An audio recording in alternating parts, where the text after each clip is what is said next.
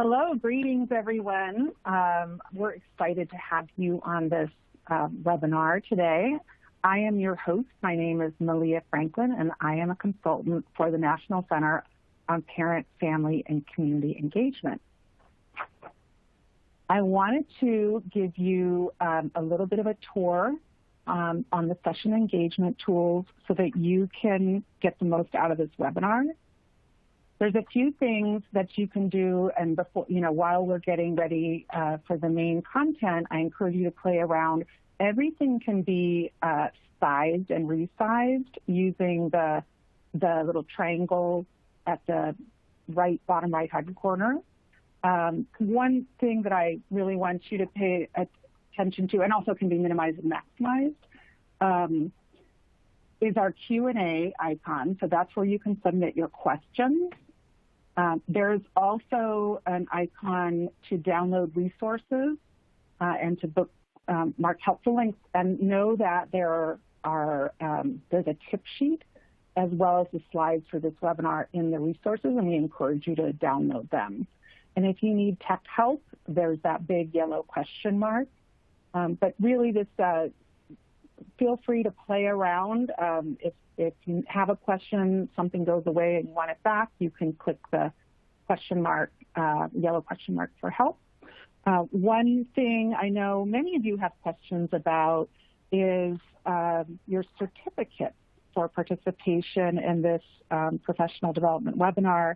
And there is going to be a pop-up for a survey at the end of the webinar. And you can click on it and do the survey then, or you can wait until you receive the thank you email for your participation. And the survey link will be in there too. And once you fill out the survey, then you will receive your certificate. So I'll mention that a couple more times, but just wanted you to be aware that we have that in top of mind. So just wanted to welcome you to the second in a series of webinars entitled Engaging Parents as Advocates and Leaders. And we are highlighting tools and resources and strategies that are promoting equity, responsiveness, and collaboration with families. And in each one of these, we explore a different lens through which to look at engaging parents as advocates and leaders. This webinar that we're going to have today is about developing leadership through culturally responsive family engagement. And we know that our demographics in our communities are changing all the time, and Head Start programs like yours are working really hard to adapt in order to provide every child and every family with the highest quality education and care. And so in today's conversation, we're going to be talking about developing leadership and advocacy skills using culturally and linguistically diverse strategies or responsive strategies so that we can do our best to engage these families as advocates and leaders. And so we know that building trusting relationships is a hallmark of Head Start's approach to engaging families. And today we're going to be talking with three experts, a Head Start director from Portland, Oregon, as well as staff members of a very innovative early childhood education program, also in Portland. And our presenters, one of whom started as a parent leader, will share their experiences and how they have successfully built trusting relationships with culturally and linguistically diverse families and encourage them to become advocates and leaders. So, one of the first questions we received was, what are the different ways we can engage families? So we're going to talk about that, especially through the lens of using culturally and linguistically responsive strategies. We have many wonderful resources that are all, the links are all in the tip sheet that you will find using the resource widget. One resource that we wanted to point out is relationship-based competencies. This is a wonderful guide that has really concrete ways to recognize and implement these relationship-based competencies. And one of them competency number 2 is self-aware and self-aware and culturally responsive relationships. So that's really a lot of what we're going to focus on today. And I wanted to start with a poll drawing from this competency. So even if you haven't reviewed it, it's totally fine. This is just to kind of get you thinking about what practices you already have in place. So we're going to take a couple minutes to go to this poll to just get you thinking about this topic a little bit before we dive into the content. I'm going to give you about 30 or 40 seconds to do the poll.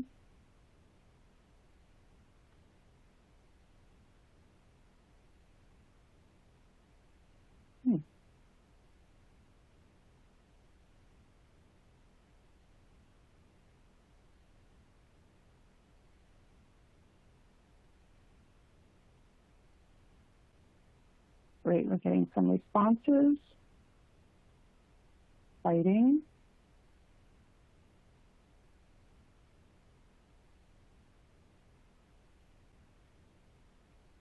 I'm going to give some more time because we don't have that many yet participating. I'll just encourage you to use this tool as a way to engage with the topic. So one of the things is using a variety of communication strategies to reach families, and I can see a lot of you all already do that, as well as showing sensitivity and respect for families, cultures, and languages. That is also something a lot of you do. And maybe still many, but maybe slightly less, are communicating with families in their home language. We've got about half of folks who have participated right now. And so I'm going to go ahead and share the results.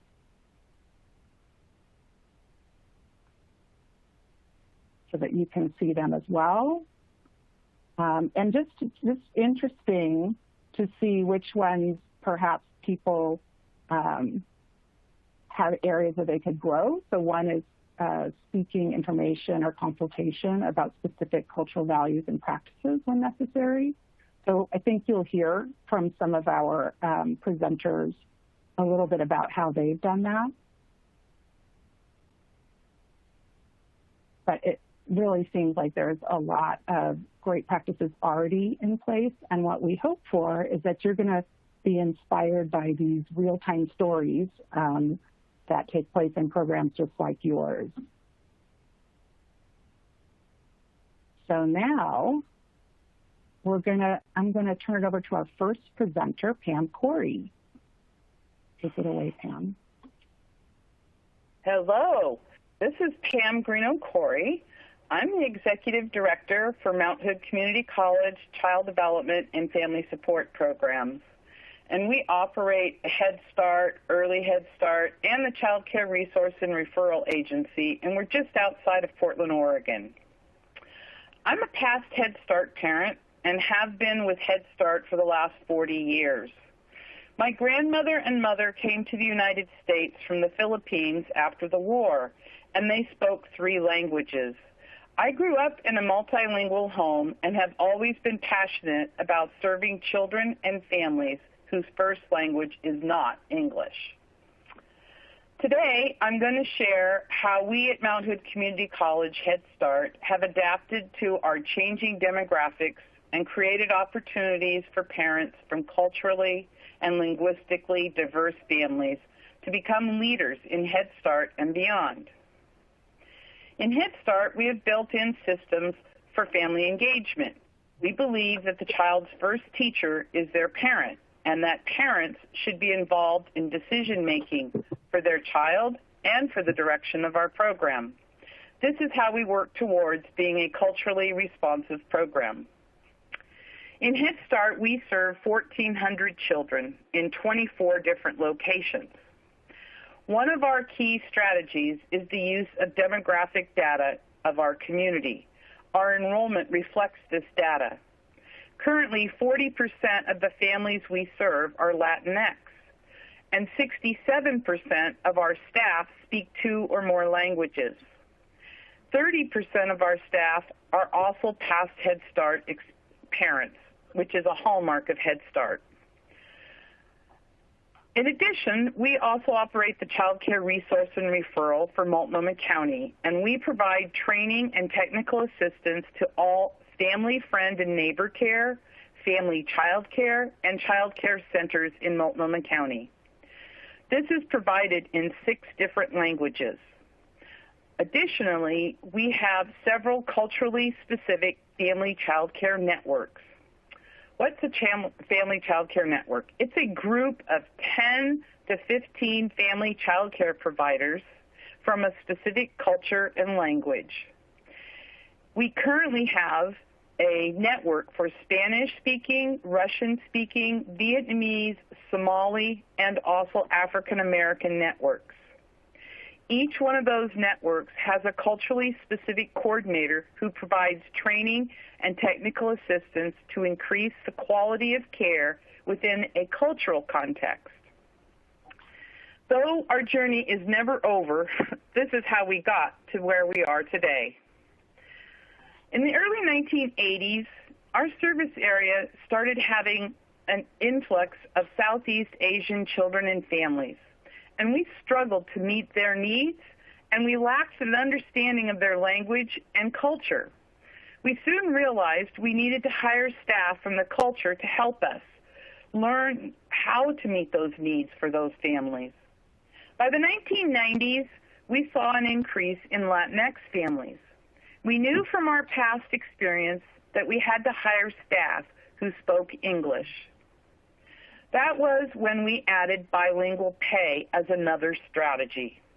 This is a 5% pay increase to any staff member who speaks a language that is needed in our community.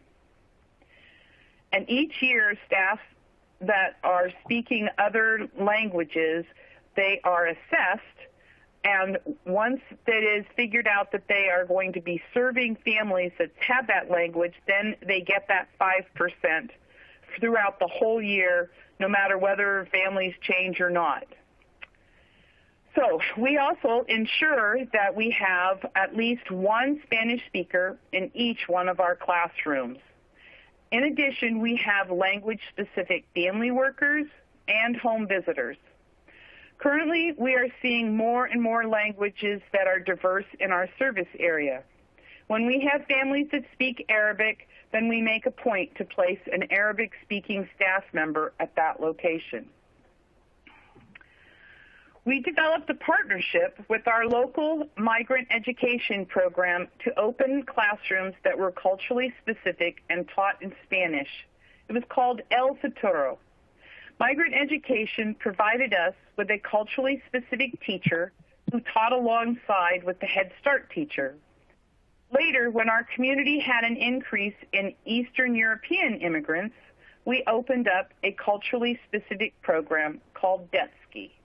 We hired staff who spoke these languages, giving them the 5% bilingual pay. The classroom materials were specific to the cultures of children we served.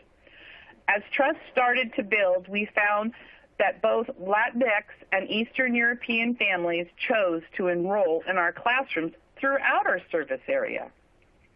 As we continued to learn from our families, we moved to providing all of our written materials in Spanish and Russian. This included home visit records, parent questionnaires, etc. As parents joined our Parent Policy Council, we started providing simultaneous interpretation with headsets. Each of our staff have access to a language line for immediate interpretation needs. In this process, we developed a partnership with IRCO, which is a local immigration and refugee organization. And by the way, their website information is on the tip sheet that's included with this presentation. I think an important lesson we learned through the years is that we are not the experts in every culture, and that it takes a true partnership with parents to learn from each other. Parents are children's first teachers, and we have a lot to learn from parents. It is through our home visits that parents and staff work together in service for the child. The trust that is built from these relationships empowers parents. They join our Parent Policy Council, which has helped us to grow and to meet their ever-changing needs of our community. One significant change that Policy Council made was in our selection criteria for Head Start.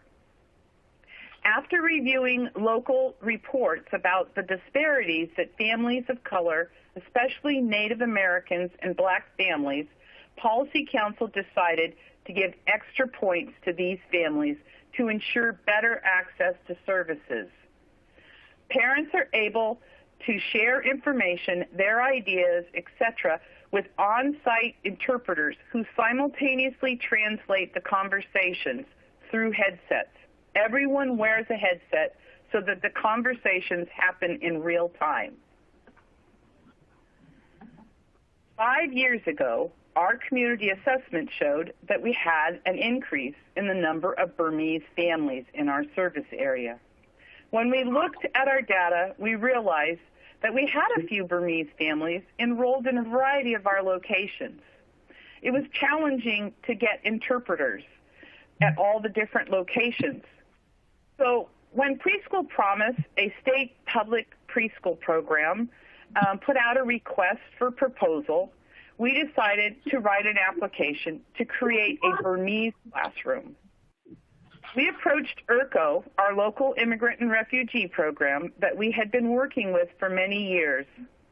IRCO provides with an assistant teacher who is Burmese and speaks several dialects.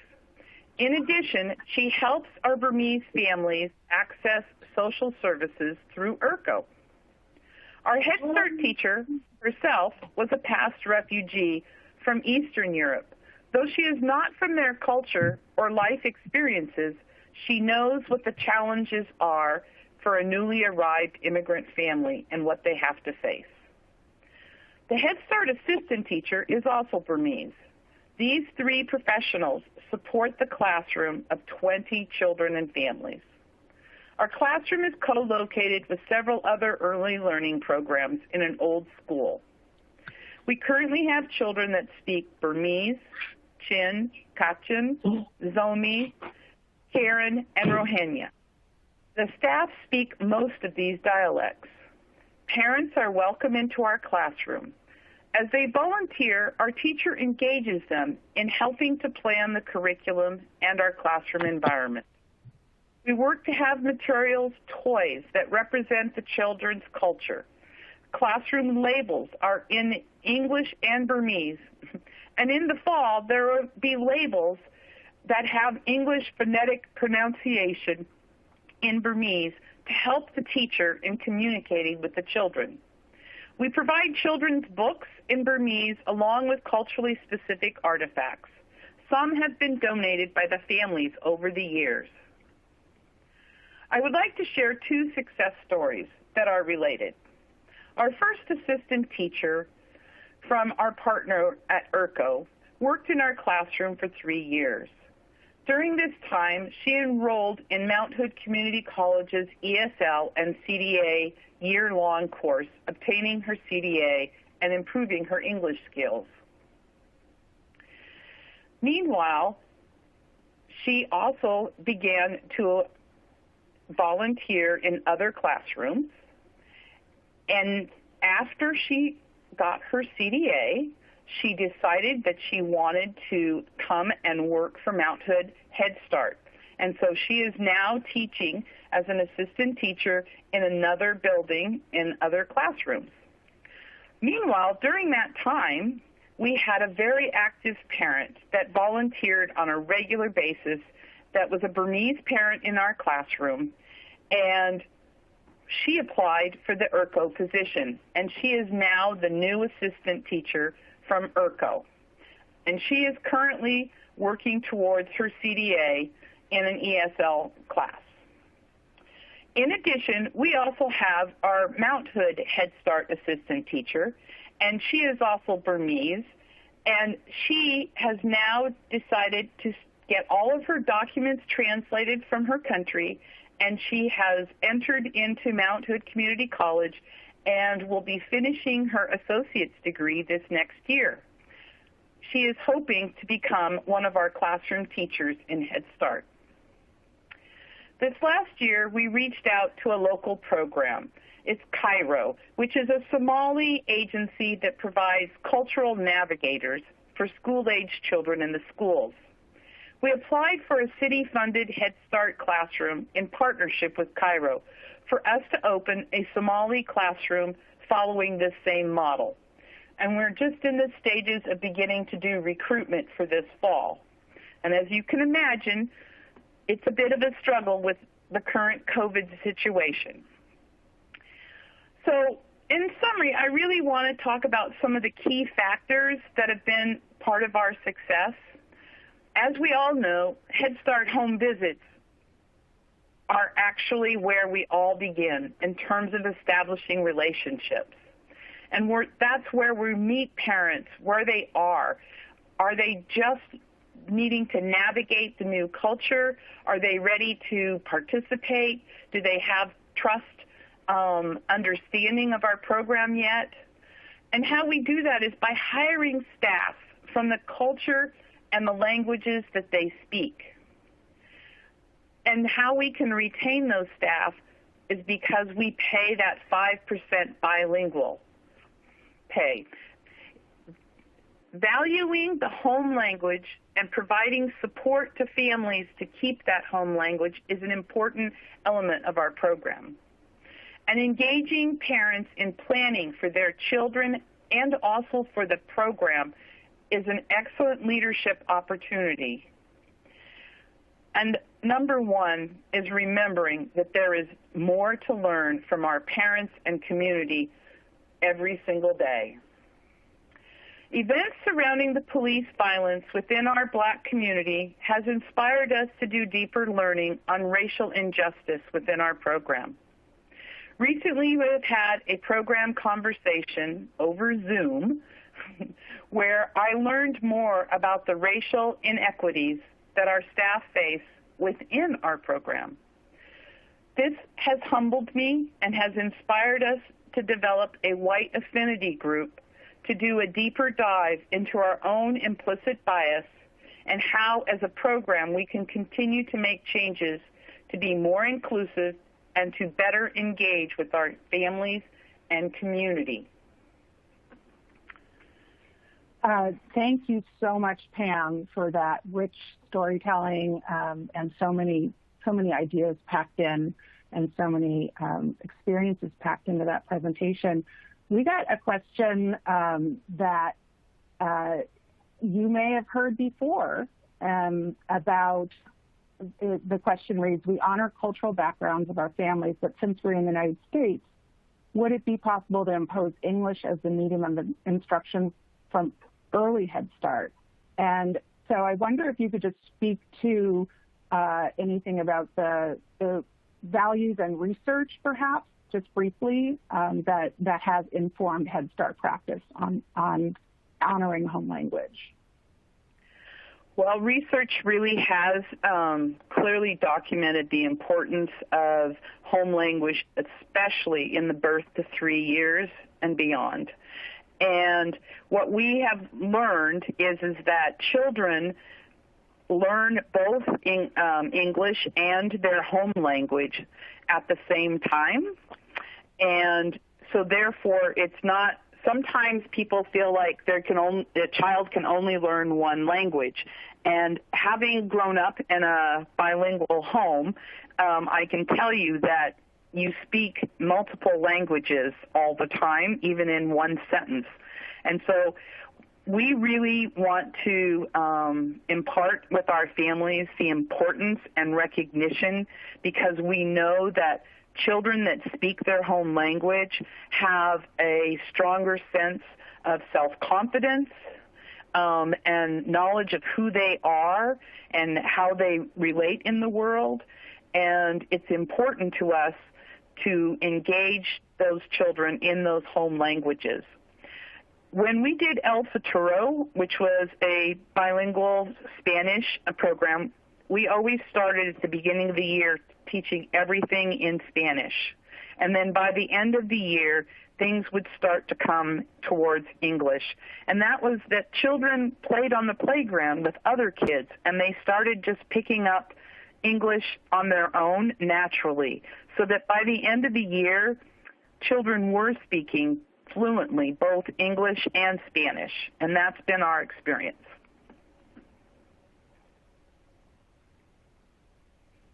Malia? That's such a great informed by practice answer, Pam. So excellent job. And there's been a lot of other questions coming in. I think you've answered some of them. But one, well, I wanted to just point out that after the presenters finish, after our hour on this webinar, there's going to be a 15-minute open Q&A where we'll be able to come back to some of these questions. But I hope that some of you who asked questions got them answered during the presentation, and will stick around till after the presentation. I wanted to basically go to another poll right now to give you a chance to think about some of the things that Pam has brought up, and think about your program, particularly in how it engages diverse parents as advocates and leaders. And so there are different ways that shows up, and this poll is really an opportunity for you to think about how that's showing up in your program. Pam was talking about volunteering, having Burmese parents come and volunteer. So think about those who are the least represented in your program in terms of their culture and language, and how comfortable they are in volunteering, and how maybe you're engaging them in designing and leading activities. So I'm going to give you a couple moments to answer the poll and see, and then we'll take a moment just to go through it. So thank you. And one of the things that I'm sure comes up for a lot of you are that you may not share the same culture as the families in your program, and there's many, many ways that culture influences us as people. So for example, the ways we feed our children, the ways we dress them, all of those things are culturally informed. And so making an environment in which parents are comfortable talking about their child rearing practices and their opinions, that's something that it looks like right now about half of you do. And it looks like a lot of you have regularly participating volunteers. And it looks like some of you maybe are struggling a little bit more to have parents lead and to design activities or lead activities. And we're going to hear a lot more about that in from the next presenters. So I'm going to have us all, looks like not quite half of you have responded so far, but just a lot of reflection, I think, to kind of understand what our strengths are and where we can progress in our strengths. So really, I just think there's so much richness in listening to parents about their child care and child rearing opinions and practices, and to ask yourself as a staff person, what am I bringing to the table that might make it harder for me to hear this? And then I really hope that in this next part of the presentation, you'll get some concrete ideas about how to encourage parents to lead culturally specific activities and to design them. And also to get parents involved in leadership positions, formal leadership positions. So there's obviously a lot of great things going on and a lot of room for growth, as always. And thank you for participating in the poll. And so now I want to move to our second set of presenters. from the P3 program in Portland, Oregon, Multnomah County. So all of our presenters are from Multnomah County, Portland, Oregon area. And I want to first welcome Manny to talk about the P3 program. So over to you, Manny. Thank you so much. Hello, everybody. Yes, I am Manny. I am the P3 prenatal to third grade program specialist here at the county. And I just really wanted to start out by sharing that, parent leadership and partnership and participation is really an important topic to me, as I am one of those new Southeast Asian families that arrived to the U.S. in the 1980s, as Pam had mentioned earlier. I came from the country of Laos as refugees, and immediately following that year that we arrived, I entered into kindergarten, speaking no English, not really understanding the school system, and I was lost, and my parents were equally lost, as English was a barrier. And there was no school-based programs at the time to support families from different cultures or who don't speak English.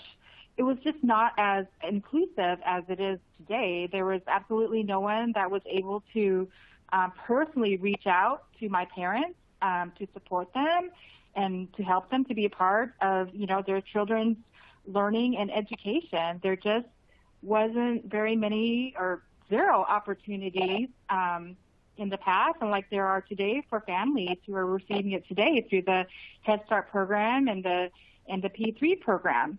And because of this, it really impacted my parents and I in that we felt left out, and we felt left out of the school community. It didn't give us a sense of belonging. And I just think that's really sad. But it also goes to show how important programs like Head Start and P3 and any school-based programs that really support early learning and families is important.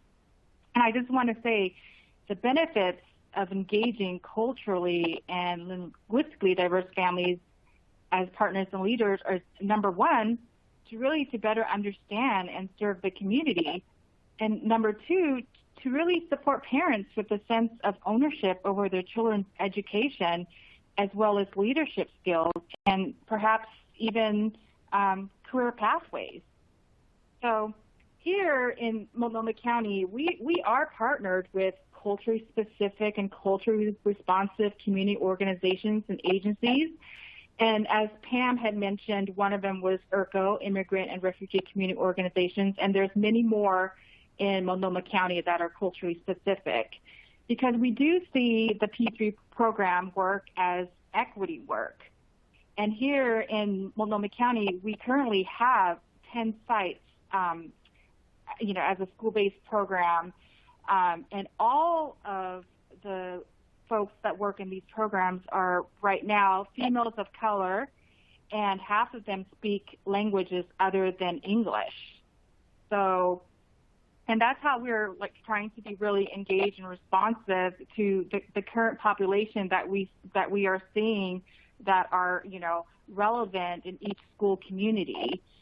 And I just want to share that, P3 is, again, like I mentioned, a school-based program.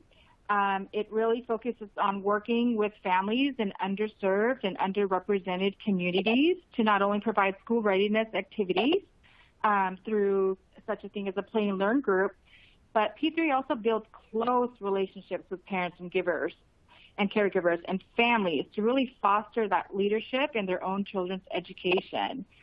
And this is really done through elevating parent voice, especially from communities of color, engaging parents with volunteering in the schools, helping them lead, plan, and coordinate school events and functions, and just providing space for parents to gather and to take on that role in their school community is really important work for P3.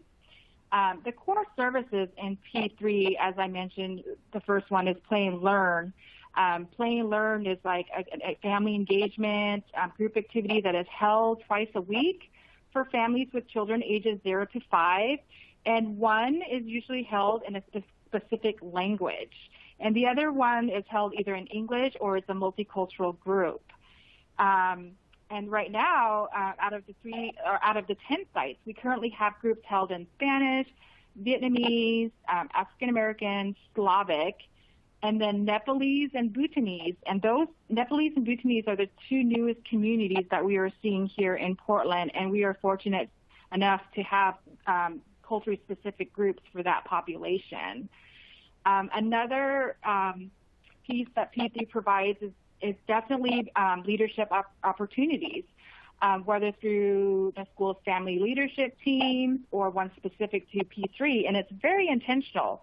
It provides pathways for parents to build that trust and to feel comfortable volunteering in the school or leading school activities or events. And then again, just supporting them in their journey or even through a career pathway that they may be interested in, either becoming staff assistants to the programs and going on further. Another piece of the program that is very intentional is that we do provide parent support by hosting parent cafes where parents, caregivers, and neighbors come together to connect, to have meals together, but most important, to have really intimate conversations that are relevant and important to them in their school community, where they're really building on protective factors, building on resilience, knowledge on child development, and support and communication, and healthy relationships, et cetera, just to help them build strong families, but also to have that sense of togetherness and community is so vital to the program. And these parent cafes are also held in culturally specific groups, which we are really fortunate to be able to do. A part of P3 program is also that we do support incoming kindergarten families with transition, and we specifically outreach to, again, those families out there who are either underrepresented or underserved. We really make an effort to reach out. And the last piece that we do for P3 is we also support teachers within the school building on parent-teacher home visits. And again, that could be supporting them as being the second person or just through language or just being there to really get to connect and build relationship with families. One piece about Play and Learn is that the Play and Learn groups that are held for families with children ages 0 to 5 is modeled after the Kaleidoscope curriculum, which is an evidence-informed practice that started up in like the Seattle, Washington area. And again, this is a program that supports parents, caregivers, and neighbors, and it's a really responsive curriculum in that it is created with participants based on the preference and needs of the families and the parents.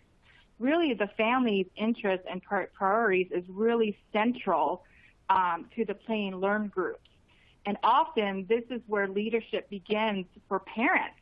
They start as coming and attending Play and Learn groups, and, a couple weeks down the road, they're the ones who are leading story time or leading a song or a movement, and it's just amazing to see, whether in English or in their own language. And the curriculum from Kaleidoscope is also very flexible, super flexible, where it's adaptable, like I said, to the needs and to the responsiveness of families. So I want to say that the core piece of the core thing of P3 work is really they are placed there in these sites to really make the school environment a warm and inclusive place where families feel welcomed and they know they have support in accessing resources and information automatically. And working with families before they even are registered into kindergarten or to the school to provide that kind of head start into the school system really has a positive impact for families, especially families of color. And I want to say this P3 program, like I said, it's very flexible. It is open to anyone in our Multnomah County area school community. Families can go to multiple P3 programs to participate, and they can go even to ones that are held in different cultures and language. If families have an interest in learning Spanish or, Vietnamese, and so it's pretty amazing, and the impact that I see from this work when I started as a P3 worker, I was trying to really hard to connect families of color with color and underrepresented communities to the school. I saw a need for this to elevate voice and to have them present in the school, because often in the school communities we see a lot of PTO, PTAs, and to be honest, it's really white dominant. And as I started that, I really wanted to elevate parent voices that were not being heard in the school community. And when I was a P3 coordinator, I started a parent leadership group titled Bridging Communities.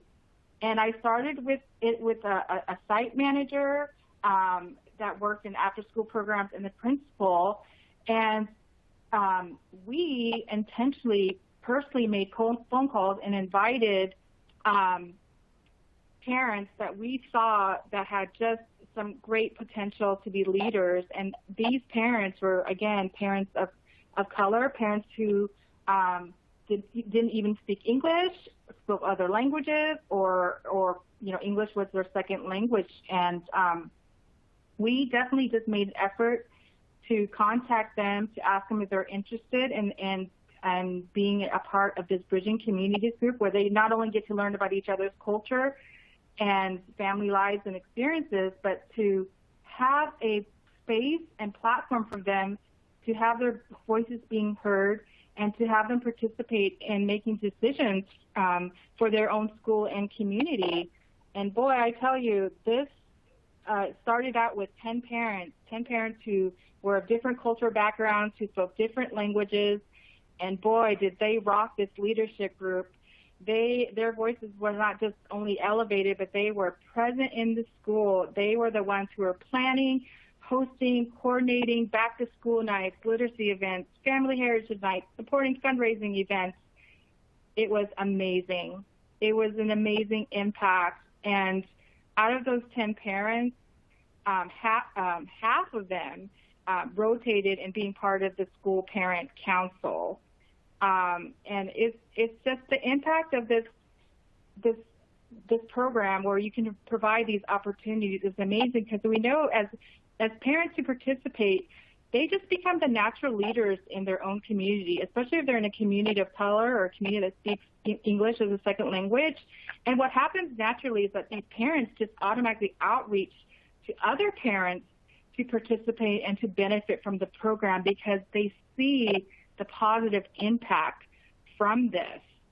And I just want to introduce someone that kind of made this journey and, went from being a participant in the P3 program and evolved into a parent leader, and then became my program assistant, and then now is currently a P3 coordinator. And she went through that journey, and she is the fine example of that impact that we see when parents are engaged in programs like Head Start and P3. So I want to introduce you to our next speaker.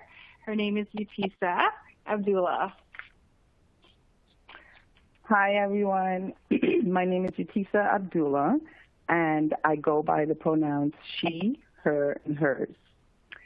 I work for ERCO, and I am currently based at Sacramento Elementary here in Portland, Oregon. I've been a part of P3 now for the past 4 years. How did I get involved? I was fortunate to be a stay-at-home mom looking for social interaction and ways to broaden my firstborn mind. I have 4 girls, and I started going to the library because in Multnomah County, they had the library doing readings for the kids. And so that's where I started, in the library. And then I wanted to do more. And it so happened that by the time as I was pregnant with my fourth child, Manny Lowe's had posted a flyer in the library that said, hey, we're starting this program called Prenatal to Third Grade Program at Sacramento, Lincoln, and Ventura Elementary. So these are our elementary schools in Oregon. And so I was sick and decided to have my husband take my third kid. And so he did. Then he came home. I said, how was it? He came home and he said, hey, this is an awesome program. You need to take Naraja. Naraja is my third born. You need to take her all the time. She was Manny was the program coordinator at this time. She's teaching them how to cook and do different things. This is a good opportunity for you to take her and have her mess up somebody else's place and not yours. And so that's how I started and got involved in the program, by just taking my daughter. Then I noticed changes. You know, my older two, they're 5 years older than her, and they were in kindergarten at this time. So then it was just me and Naraja, and then, you know, Furin was on the way. And by taking her, she noticed the older kids going to lunch and playing, and she noticed her peers as well when we would sit down, raise our hands for things, and asking questions. When Manny would ask questions, she would have the kids take turns in answering. So and some of the kids were a little bit older, and then they were using the potty. And at this time, I hadn't started teaching Naraja yet, and she noticed it, and she would always ask, because of school being only 2 days a week, instead of, you know, every day, she would always ask, when are we going to go back? When are we going to go back? And I would say to her, hey, well, you know, if you want to keep going, you got to be a big girl and use the potty. And so I just noticed her wanting to go back, and she started to use the restroom. And by the time as my fourth one was here at age 1.5, she just went. She just was going, noticing big sister go all the time, just wanted to go. And then I want to talk about, you know, changes that I've noticed in myself and other parents. By Manny allowing me to share at times, because she would have me share, she would have me help sing songs, empowering me to do these simple tasks within the program, helped me to build confidence and just wanting to take part. And so other parents started to do that, and myself as well. So then I became her assistant. She gave me a sheet, and she said, hey, Utisa, why don't you start planning? And so then I started planning. I would give it to her. Next thing you know, she left to go to Multnomah County, and there I was taking an interview to become the program coordinator. So it was quite a domino effect just by doing this. Then as I continue in the program, I noticed as the coordinator, you know, I wanted to start a Spanish baby yoga. So then I had a father that said, you know, hey, Utisa, I would tell my story all the time of how I became a program coordinator to the parents. And so then, you know, that encouraged them as well. And I had parents asking and volunteering all the time.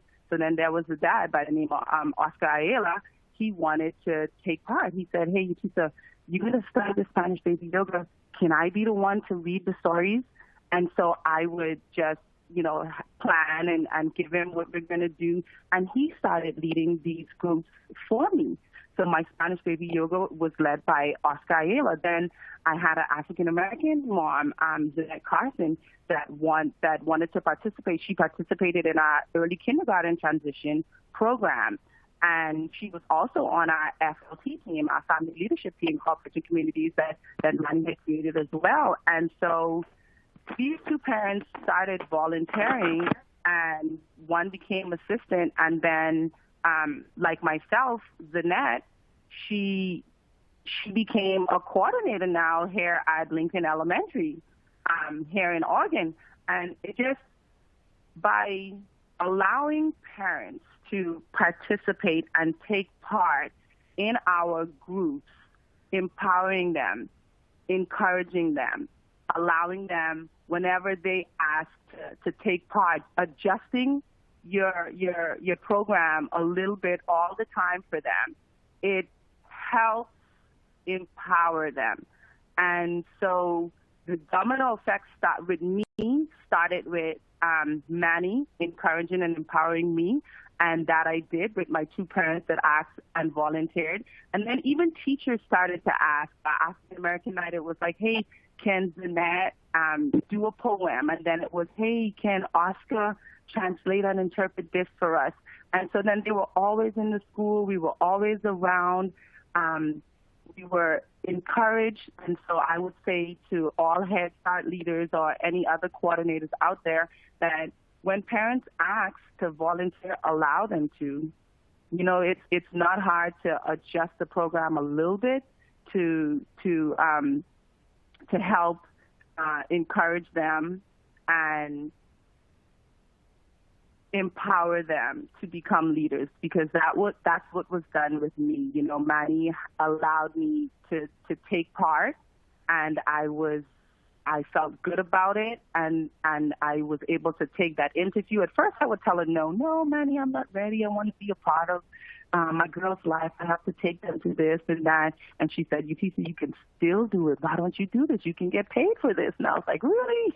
And then, you know, here I am today, a parent coordinator, and Oscar, an assistant, and Zanette now as well, a parent coordinator for P3. So thank you, Manny. Thank you, Utisa. Thank you so much, Utisa. Manny, do you have a couple of words that you want to wrap up with? Yeah, I just want to say, as Utisa was saying, that these programs are really, as she kept on repeating those words, it's really about empowering parents and elevating their voices, especially those ones who don't have voices, right? It's kind of like a really important part of our work, and we try to be as responsive in any way and anyhow we can, from hiring staff that speaks the languages to just being flexible with curriculum.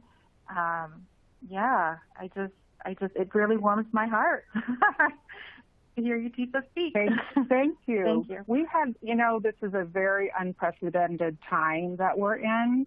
And so many of us can't even remember when we sat with a group of parents because we've been mostly in our homes. And I'm wondering what your program is doing now to engage families, especially in a time of virtual learning, and how are you integrating that cultural responsiveness into that approach? Okay, Absolutely. I can answer that one, Manny. I can answer that one, Manny. So now I'm still doing my Play and Learn programs virtually, and then we also now, because Manny had mentioned before that we have parent cafes where we allow parents, it's a space where we allow parents to come in and we just talk about different things, always speaking from an I perspective, to share ideas and how we raise our kids. And so myself and my 4 colleagues, we are all of African American descent. And so we also started a Brown Girls Meetup.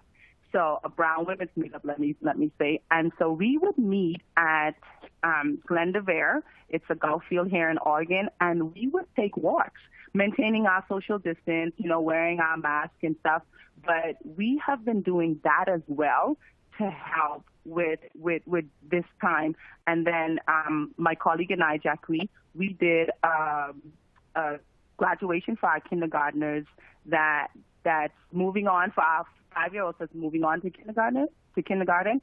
And we just put cones in the grass area in the park, and we had each parent sit by the cone with their kid on a blanket, and we were able to have a nice ceremony there as well. So we've been doing virtual groups, and every I'll say like about 3 weeks, we would meet up, all of us together. but maintaining that social distance, whether it be on the grass or sitting on the top of our hoods of the cars. We've done that as well. And I want to Those are great examples. Go ahead. Yeah, Quickly. I want to add to that too, that in other sites, we are, as we all know with COVID-19, we are fully well aware that not all families have internet access or even computers to engage. And so a lot in our Latino community particularly have been impacted by that. And so our P3 coordinators who work with the Latino community are well aware of that. And what they have been able to do is really deliver school supplies, activity kits with notebooks full of songs, physical activities, arts and crafts. They're being delivered to families intentionally to keep their children engaged. And because of this COVID, it's a tough time for all, and all of our P3 coordinators are doing wellness checks on their families and keeping them connected and engaged in that way, especially if they don't have access to, the virtual groups that all the P3s are hosting. Yeah, been really great. Thank you. Thank you so much for that. And we're gonna do a couple of things to close up. And then we're going to have 15 minutes of Q&A. And we've just been getting some amazing questions that I think everyone will want to hear answers to, and we'll do our best. So, for example, where do we get translators? Where do we get bilingual staff? And some other questions as well, and more information about virtual spaces, and especially like how do we do policy council. So we're going to be transitioning to more of an open Q&A, and we'll have 15 minutes to do that. But for right now, I wanted to do the last poll of the day.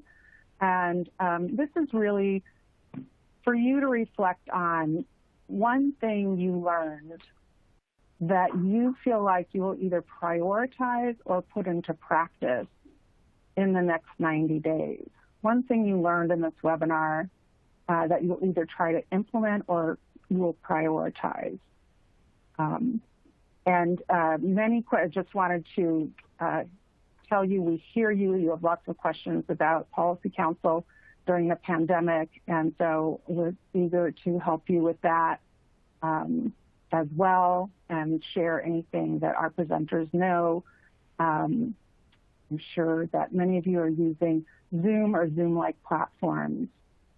So just take a moment and think about what inspired you, what you think you might be wanting to take a bite out of. Maybe it's figuring out how to recruit more bilingual staff, partnering with a culturally specific or culturally responsive community-based organization, maybe providing more culturally specific and or linguistically accessible programs. I love the example of the Brown Girls Walking program, because that is both specific to the cultures and friendly, but also virtual, but not virtual, but able to be done with social distancing.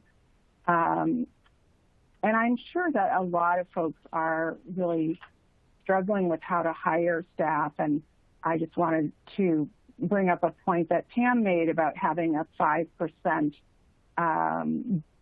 increase in pay for those who are bilingual. It's a great recruiting tool.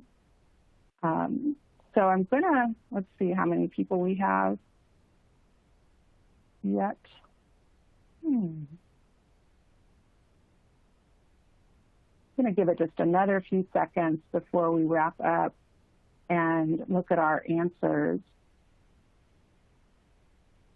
It looks like a lot of you are wanting to engage parents in planning and maybe even leading some programs, which is fantastic. I think there were some great examples here. That seems to be the leading, most popular answer. I'm going to go ahead and give you all a look at the results. And, sometimes it can feel really daunting and sometimes you just need to bite off a little bit to get a start. You don't have to do everything at once. So we will look forward, hopefully, to hearing more on various platforms about that. And just to give you,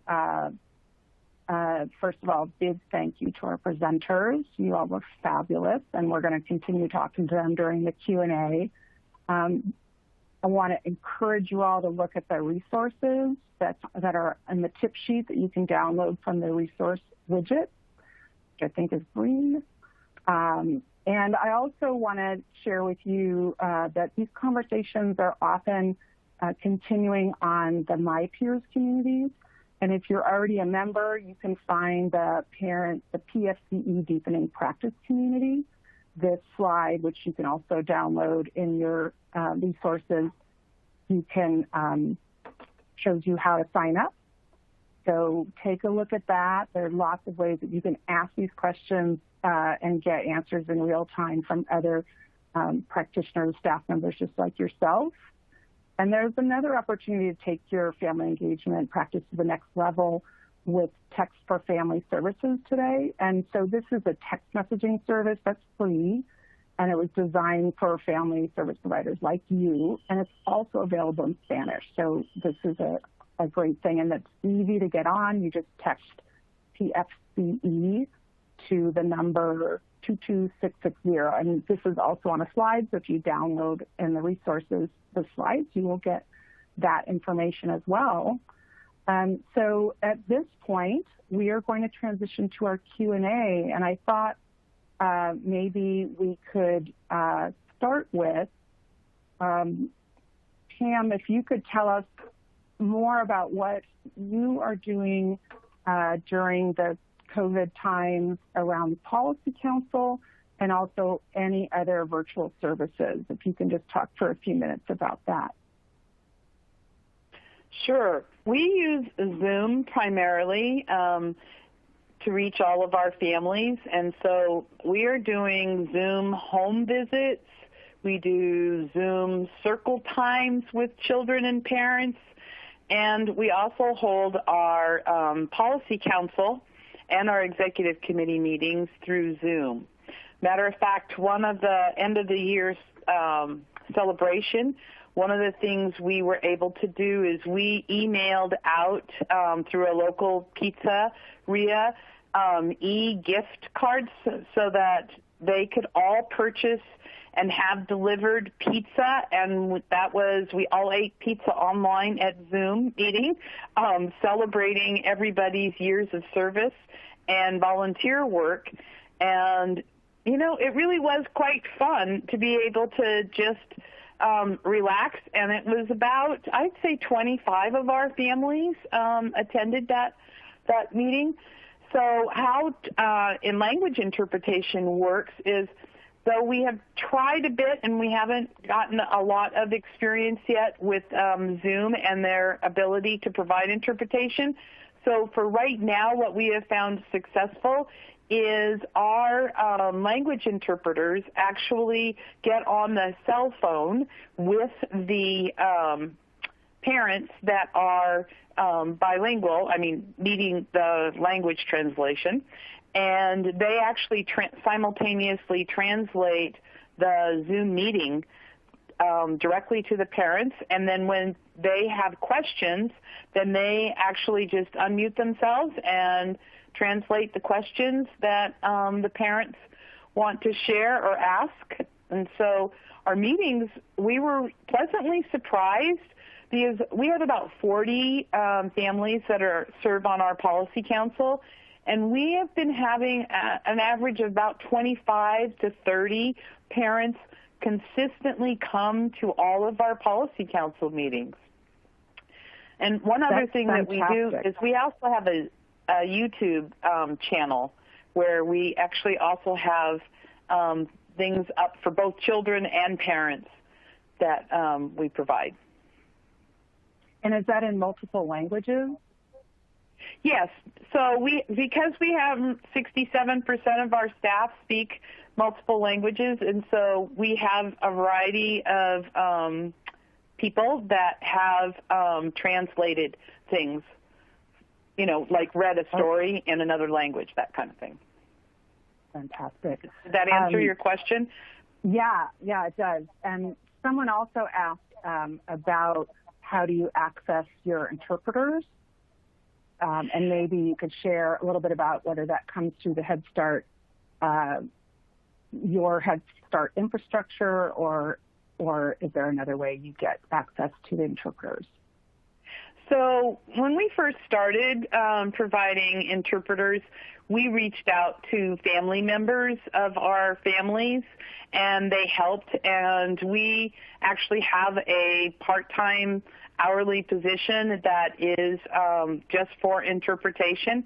But really, I'll have to be honest, our best success has been our partnership with IRCO, the Immigration Refugee Organization. They actually have a language bank, and they actually translate both written materials, and then they will actually, so when we have a home visit, they will actually send out an interpreter with our home visitor. And so that has been our best success. And we've actually ended up hiring some of those people as staff too. So Right. So that answers another question, which is how do we hire bilingual staff? And so it sounds like those partnerships with culturally specific or culturally responsive community-based organizations can yield a lot of great results. That's great. Yeah, and I will have to say one thing, sometimes people are worried about you're stealing staff from this person. But I will say that with our community culturally specific partnerships that we have, they are always appreciative of the fact that we are able to offer full-time regular positions that are often from that organization might be part-time or not 100% full-time every day. And we have not had anybody ever feel slighted because of that. It's actually a really good partnership because we always share our parents with them, and they share their clients with us. And so we just work together as a community, supporting each other. Thank you. One question that maybe each of you could answer briefly is about incentives. I know that that's often a great way to get incentives, and it sounds like the pizza party was a little bit of an incentive as well. But do you offer incentives for parents to attend policy council meetings? And I guess this could apply to any other activities. And this person says one of our challenges is that if parents are not offered an incentive, they may not attend. And we definitely know that economically our families are struggling. And so incentives might be even more important than others. So maybe Manny and Utisa, we can hear from you first, and then back to Pam, and we'll just try to briefly hear your wisdom about this. Manny? Oh, here I am. I unmuted myself. Yeah. I just want to say the number one thing that really gets our families to come in and participate in a lot of our program events and activities is really providing meals. In our P3 program, we provide a lot of meals to our families. We provide meals during our parent cafes. We always provide meals during any family engagement activities or events.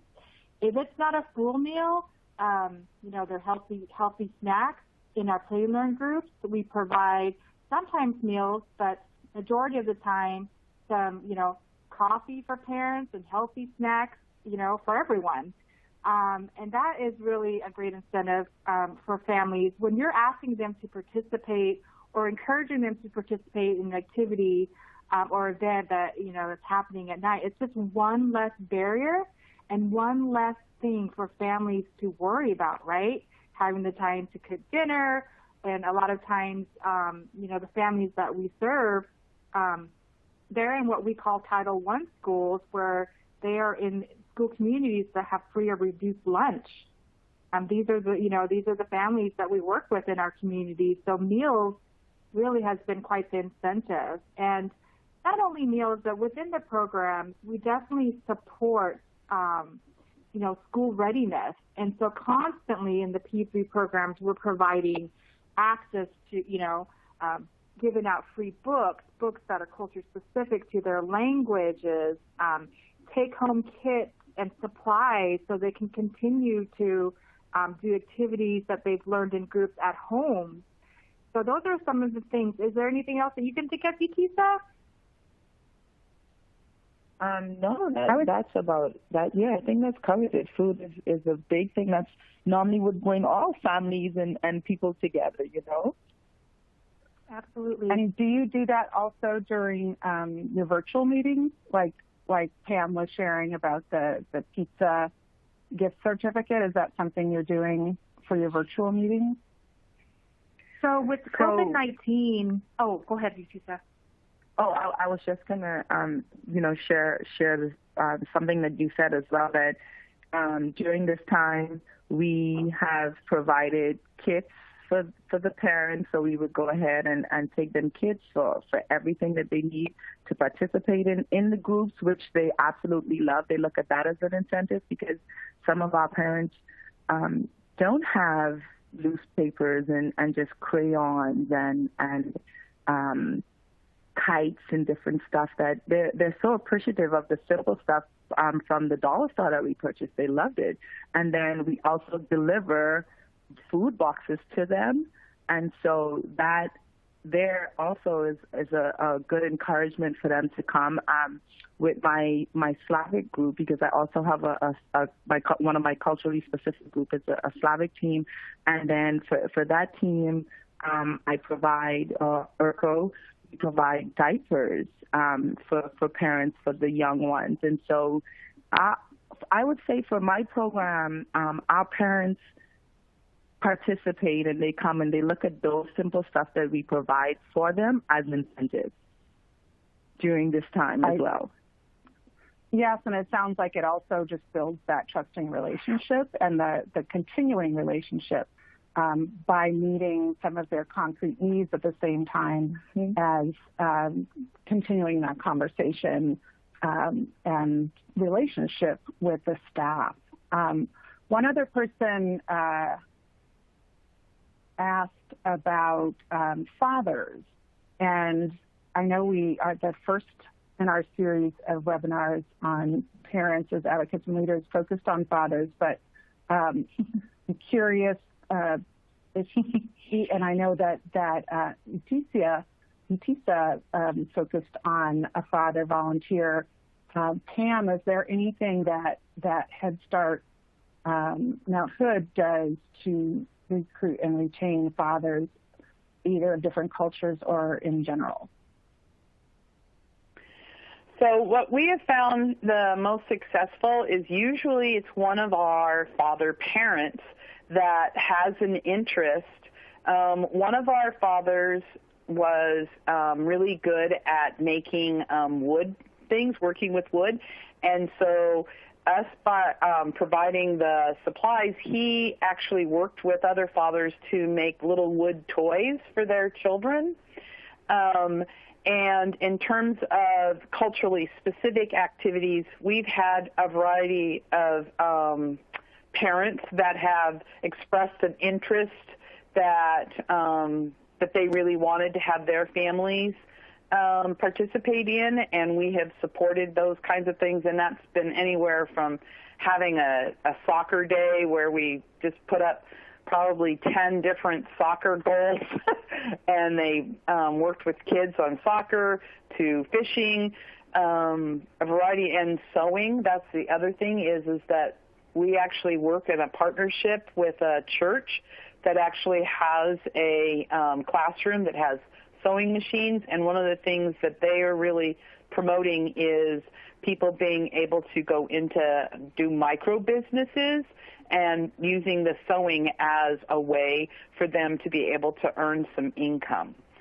And so those are some of the examples that we've done. That's That's great. And I just love all of what you're describing, what everybody's been describing is how you're really following the parent's lead of what they want. And that's the way that you're building the trust, and that's the way you're building their confidence to become advocates and leaders, and that enrichment is going both ways. It's helping the families and it's helping your programs. I want to respect everybody's time, and we've just hit the 15 minutes after the hour. So if all of you online could give us, our presenters, a silent virtual round of applause, I would love for them to feel your love. I am so excited. We have an attendee list of almost 2,000, which is amazing. And so I am very, very honored to have had your time and attention.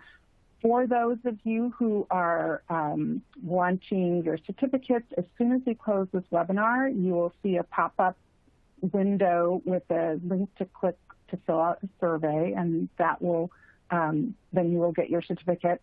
And if you don't have time to fill it out, don't worry. You will get an email within 24 hours, which will have also the link to the certificate. Just thank you so much for your time, attention. We'll try to get to other questions that we might not have answered, but we really appreciate all of you. And great to have you with us. And thank you.